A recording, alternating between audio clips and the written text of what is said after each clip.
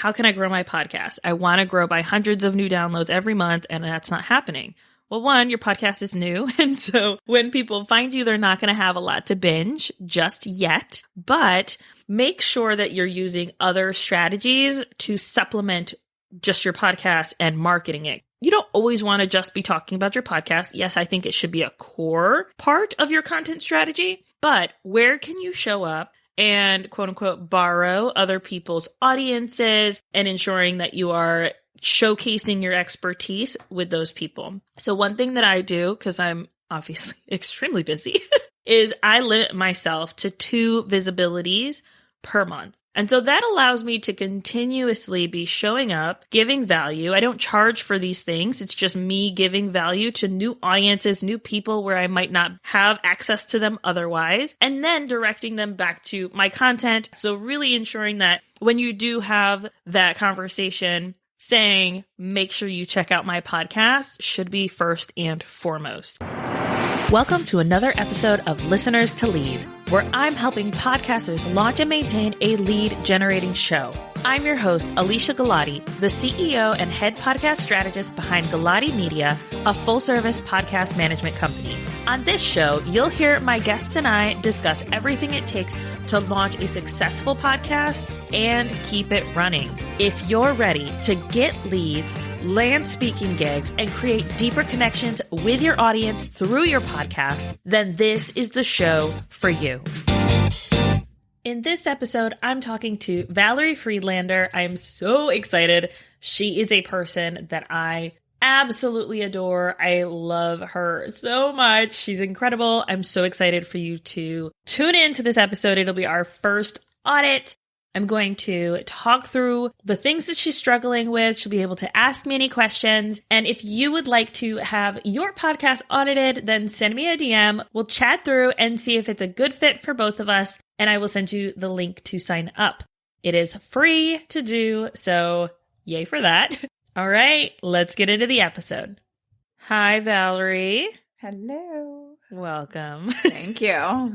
I am so excited to do an audit with you today where you just ask any questions you have. I've been in your podcast and in the back end of your website and your stats and all that stuff. So I kind of have an upper hand here in a sense of like having seen behind the curtain already. But we want to start with this week and what's going on this week, and then we can move forward to any other questions and things that you have and we can talk through them.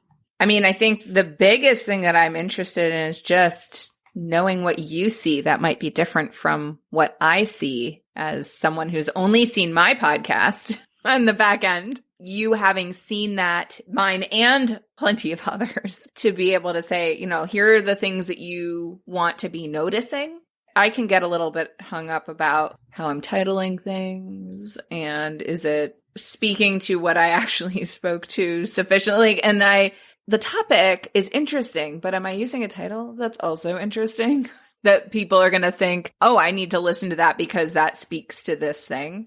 Let's go with titling first. Okay. Well, that's top of mind. I've been doing, obviously, we do a lot of SEO for our clients and ensuring that their titles are optimized for search. But then we also have clients that they kind of run with their own titles and they've seen really great success that way. And it's usually if they're like, I'm not really sure how to title this, Alicia, help, that we kind of jump in. But some of the tools that we use for that, just to kind of give everyone on who's listening as well as yourself, there's a headliner analyzer from AM Institute, Advanced Marketing Institute. And it is an emotional marketing value headline analyzer. So it analyzes how much emotion it's going to pull from a person.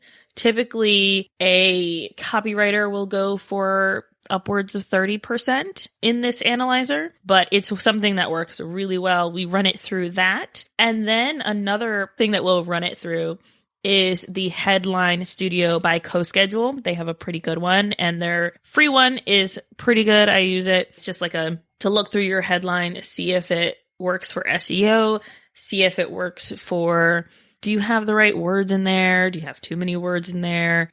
Giving you like a semblance of how can I have some common words, some uncommon words, some emotional words, and some powerful words in there. Now, I don't want you or anyone listening to get hung up on ensuring that every single title has a 100% rate. Like, no, let's not get stuck. I'm going to speak to the perfectionism. Yes, exactly. Ensuring that, okay, of these 3 titles that I'm thinking of, which is the best? That's going to help you kind of like minimize it to, instead of being like, nope, it's got to be perfect. Otherwise it's trash. I'm trash. Everybody's trash. No, we don't need to do that. Not today. And not with this. The title, yes, Google is indexing podcasts based on their title, but it's also based on that description. So ensuring that you do have those long tail keywords in the first paragraph of your description. Ensuring that you are talking very clearly about what your episode is about in that first minute, because Google is listening to your podcast as well, or reading, quote unquote. You can't see my bunny ears, but ensuring that when you first get into your episode, you're like, this is what we're talking about. I'm so excited. That's going to help with SEO as well, not just the title. Now, if you're thinking, all right, I'm going to title my stuff, I'm a very practical person. So when it comes to titling, I usually just go for, what are you talking about? Just be clear. Don't try to be fun or snarky or funny, because you're going to confuse your audience. So if you are talking about your life-changing experience that you had in the mountains of Arizona, don't title it that.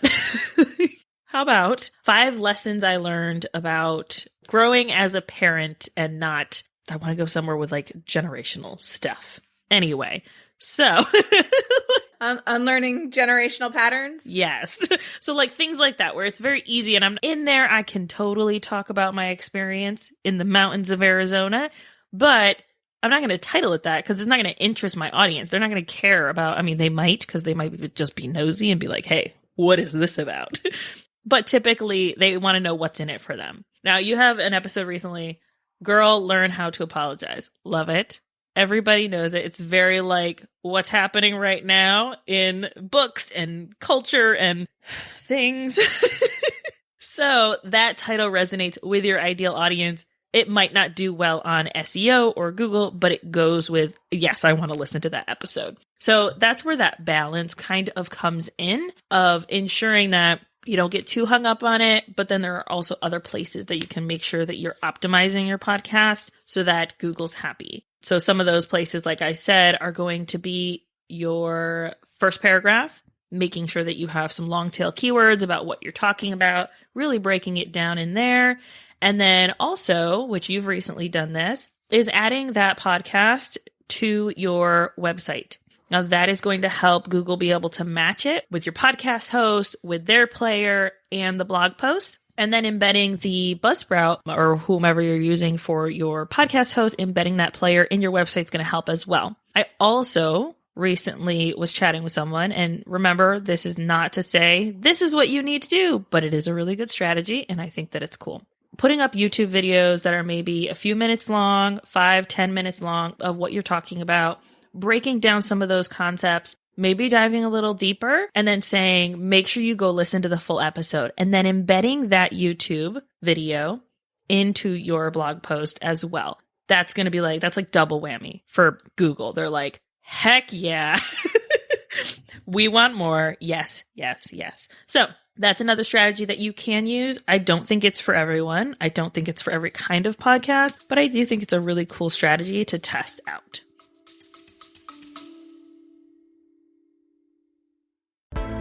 You put your heart and your soul into your show. And I want to help you reach all of those potential listeners out there. That's why I'm excited to announce my upcoming podcast marketing workshop. It's about giving you practical tools to grow your audience. You'll learn the secrets to getting your podcast discovered, attracting your dream listeners, and boosting those download numbers. This workshop will be hosted live with a replay available on April 30th. You can sign up by going to galatimedia.com/workshop. Let's grow our podcasts together. I was about to ask you about YouTube and the idea, because I know I've had some people say, well, just upload your audio onto YouTube. And I'm like, yeah, that doesn't feel like that would do well on YouTube. Right. But we were just talking, one of the podcast episode that I have the highest stats on happened right after I was on a YouTube live with someone who has a large audience. And a bunch of people subscribe to my YouTube channel, which I have some stuff on, but I haven't been super active on it. And I'm wondering, what are your thoughts with that? I mean, that seems pretty obvious with like my solo episodes and even my coaching episodes where I can be like, hey, this is a thing. Like let's talk a little bit about why it's a thing. The one that has the most hits right now is a coaching episode called It's Simple, So Why Am I Not Doing It? And that might actually be a great opportunity for me to be like, so here's what's up with this and why. And you want to check that episode out, but then go check these episodes out. And here's why, and embed that. But what about if I'm interviewing someone, like another expert? Would that be a time to go in and share some of my takeaways and thoughts about that interview? You're like, Valerie, you already know all this stuff. Like, why are we even talking? No, so there are a few different ways that you can do it with interviews. One, you just said, obviously, hot takes. This is my point of view. This is what we talk about. You're going to love them. And with a picture of them, that kind of thing. Or you can start it with a 1 minute of you saying, are you feeling XYZ? This episode is for you. So-and-so was talking about, and then break it down to 5 to 10 minutes of them talking really heavily, like, ooh, that's a good snippet. That would be a good audiogram or videogram, them talking about that topic. Or maybe they had a really good point or a really good story, and you're just like, yes, at that point. Taking that clip of the conversation and then putting that into the video and then ending it with, if you enjoyed this conversation and you want to hear the full episode, head over to this. Some people will, and we just signed on a client recently where they're getting traction from YouTube because they're putting their podcast on there, but people aren't watching the video. They're searching for the content. They find the content, then they find the podcast on their favorite podcast app. So it's good for searchability and people looking on YouTube and searching for this stuff, but having the full episode, it's not going to help people stay on your YouTube channel. Would you just put the show notes into the YouTube description? You can. I would make them shorter than, you have my template of like really in-depth show notes. I would say make it a paragraph and then links, and then that's it. Because your template has like, here's a paragraph kind of talking a little bit, like almost like a little blog post about like my thoughts on why we're talking about this. And then there's in this episode, we explore or we talk about or whatever, and then bullet points. So perhaps just that one sentence of, in this episode of Unlimited, we talk about blah. Yes. Yeah. Keeping it like 2 to 3 sentences. And then here are the links to get more if this was of interest to you. Exactly. I like it. What else should I be looking at? I've got lots. I think what I will probably do with this is go in and pick some of my favorite episodes, or the ones that I think are the most useful for my audience in particular, and then do some YouTube videos and throw them up there. Yeah, look at what's most popular right now. Look at your stats and see what are people enjoying, what are they currently searching for, because that's going to show you also from Google where people are kind of finding you and what they're enjoying listening to. Also, so you mentioned earlier about like getting, like we were looking at your stats and looking at that influx that you had around that time that you did that visibility strategy. So let's talk through some visibility strategies that have worked for people and that I definitely recommend podcasters using, because sometimes I have clients where they'll say, and maybe they're not full service with us, so we don't do everything for them. We just edit, upload, give them show notes, all that fun stuff. And then it's up to them to then market their podcast, but maybe they're not seeing the growth that they want to see. And so during one of our monthly strategy sessions, they'll say, how can I grow my podcast? I want to grow by hundreds of new downloads every month, and that's not happening. Well, one, your podcast is new. And so when people find you, they're not going to have a lot to binge just yet, but make sure that you're using other strategies to supplement just your podcast and marketing it. You don't always want to just be talking about your podcast. Yes, I think it should be a core part of your content strategy, but where can you show up and quote unquote borrow other people's audiences and ensuring that you are showcasing your expertise with those people. So one thing that I do, because I'm obviously extremely busy, is I limit myself to 2 visibilities per month. So I have people who reach out, months in advance and say, hey, I'd love for you to speak at this thing, this summit, this Tuesdays Together. I just did a Tuesdays Together for LA. Bananas. But they reached out months in advance. And so I've got people who say, hey, I've got this summit coming up in the fall. Would you be open to doing it? Yep, you're booked for that month. Awesome. I'm only doing one more during that month. And so that allows me to continuously be showing up, giving value. I don't charge for these things. It's just me giving value to new audiences, new people where I might not have access to them otherwise, and then directing them back to my content, which is usually my Instagram or my podcast or things like that. So really ensuring that when you do have that conversation, yeah, it's cool to have a freebie for people, but I think saying, make sure you check out my podcast should be first and foremost. And I don't think a lot of people do that because they're like, nope, I want the sale. But they just got to know you. So you need to ensure that they're getting to know you a little deeper. In our last episode where you were on, we were talking about how you have had people find you, binge your podcast, and then hire you. So that's the process for most of your clients. They're going to take some time, right? So giving them access to you on like a long-term or bingeable way is going to ensure that they're going to turn from listeners to leads. Now, another way is through guest blogging. I don't love it because, man, I hate blogging. I'm not into the writing thing. I've been told I'm a very good writer, but it takes me like at least twice, if not 3 times as long as I want it to. It has to be perfect. So yes, that is a strategy, making sure that you're being visible, but then also ensuring that the people that you have on your podcast are quality people. So are they bringing value to your audience, but also will they share with their audience? No, I don't think that you should make it required to be on your podcast. They have to share it. I have seen ones like that, but giving them things that makes it easy for them to share. So graphics, some copy, links, where to tag you. That's going to make it a lot easier. I also saw a strategy that I think is cool. I personally won't do it, but where you ask them what their brand colors are so that they can get a graphic in their color and they feel comfortable sharing it.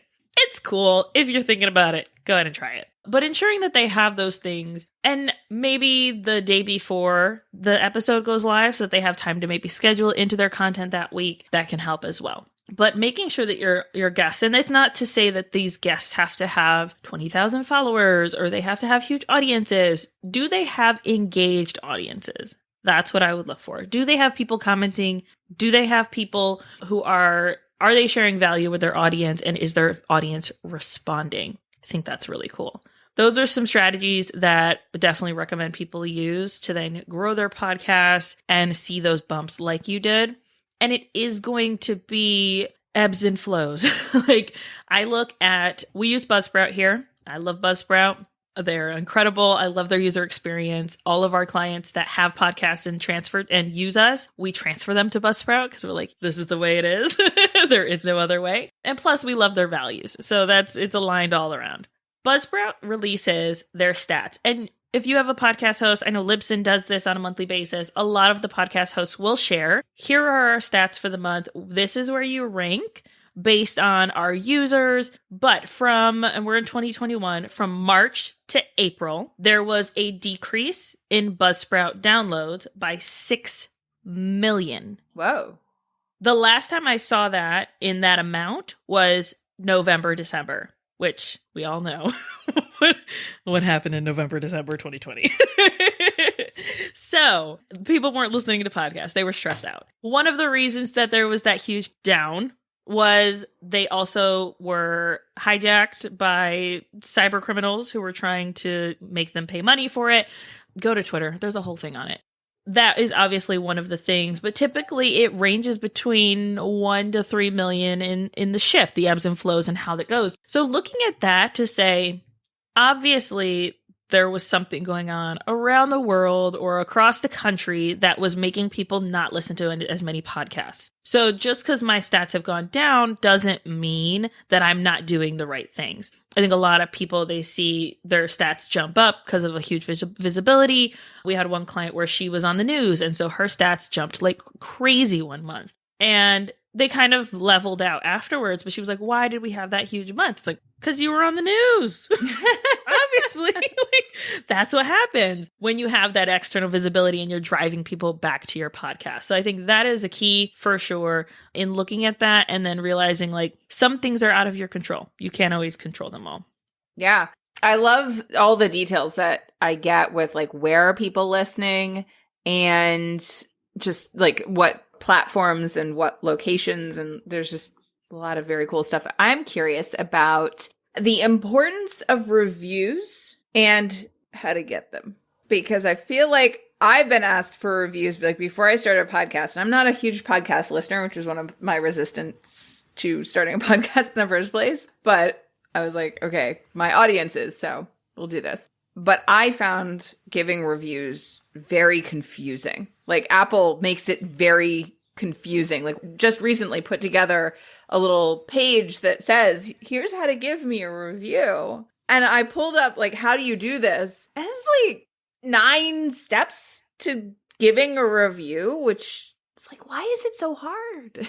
Yeah, so that might change now that Apple Podcast they're taking more of an interest in their Apple Podcast platform. They've made some shifts in the verbiage that they're using and the subscription versus follow. And now that Spotify is joining with Facebook to have their own little party, hopefully it will get better.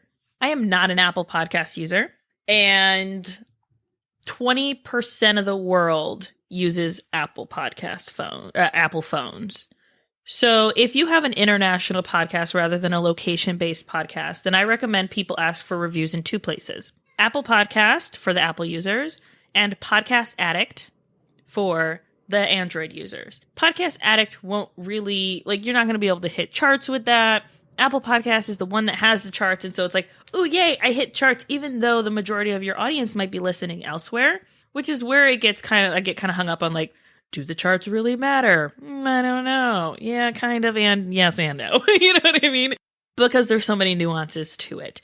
Getting reviews sometimes can be as easy as when someone reaches out and says that they listened to an episode, they loved it, and they found it very valuable, or they love the part where you said XYZ. Thank you so much. Would you be willing to leave me a review? Or screenshot what they said and then put that on your website. I think that we put a lot of value on reviews, especially on Apple Podcasts, because we think that it's going to let us hit more charts and do more things.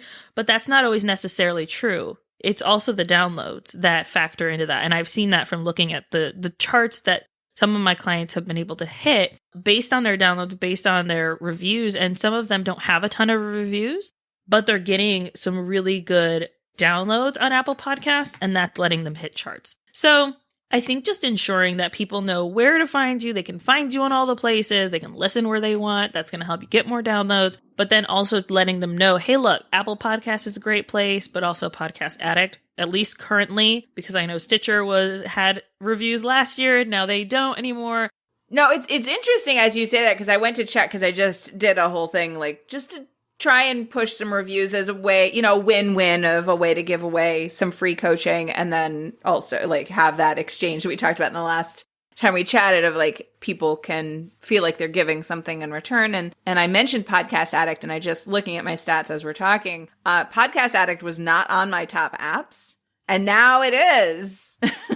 So clearly, regardless of whether people actually drop me reviews or not, they were like, oh, look, there's a place to listen.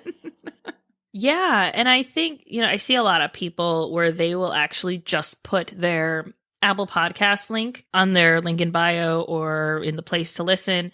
And I think they're missing out on so much. No, see, I'm not an Apple person, so I would never do that.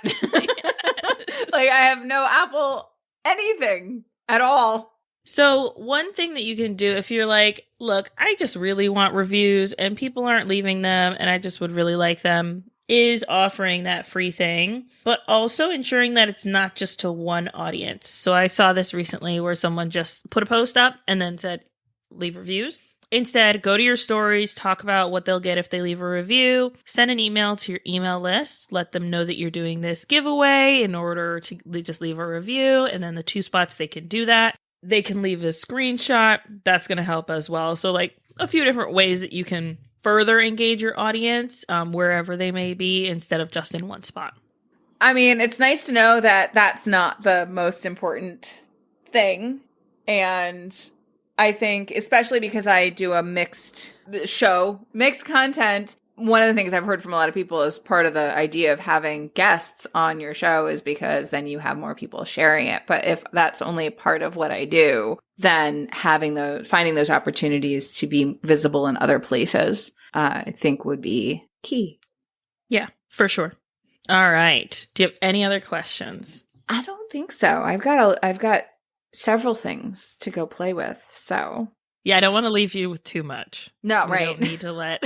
That's when people don't take action. I know all about that. That's few key points, some strategies you might be able to try, and then go from there. So let everybody know where they can find you, where they can find your podcast to listen, and we'll make sure that we link it in the show notes. Well, you can find my podcast on Apple and podcast, any of your favorite players, but especially if you go listen, leave me a review. Yes. Leave a review for Valerie, please and thank you. Yeah, my podcast is called Unlimited, and you can also find it on my website, which is valeriefriedlander.com. Awesome. Thank you, Valerie. Thanks for having me.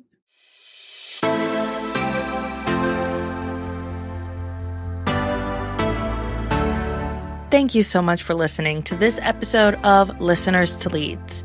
If you found something in this episode valuable, I would really appreciate it if you shared it with a friend who you know would also get value from it. Want to send me a message? My favorite place to hang out is Instagram. You can find me at alicia.galati. Let me know what your favorite takeaway was from the episode.